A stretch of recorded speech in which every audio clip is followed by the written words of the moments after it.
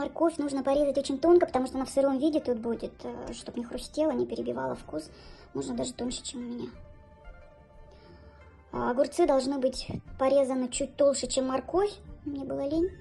Так будет вкуснее, если они будут тоньше. Ну-ка, лучше мясо тоже. Чем тоньше, тем лучше. И постарайтесь перед обжаркой, мы его дальше будем жарить, его разделить, потому что оно в сковородке начинает друг к другу липнуть. Листы тофу разрезаем вот такими тоненькими тоже полосочками. И фунчозу замачиваем на минут 10-15 в кипятке.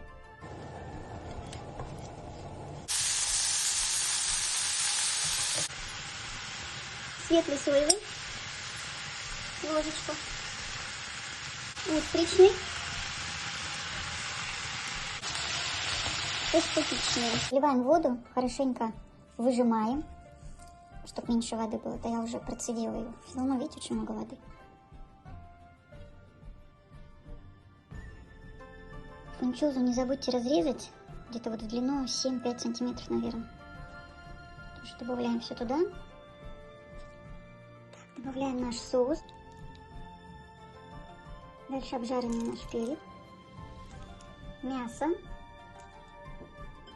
Я еще люблю добавить орехи. Можно грецкий, вот у меня, допустим, арахис измельченный.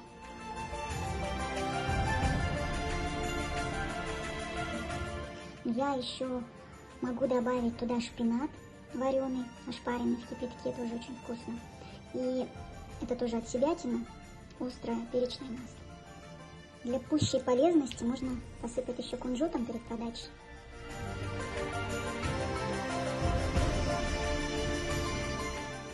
Обычно в ресторанах подают блюда именно вот в таком виде, еще не размешанные. Перемешиваем хорошенечко.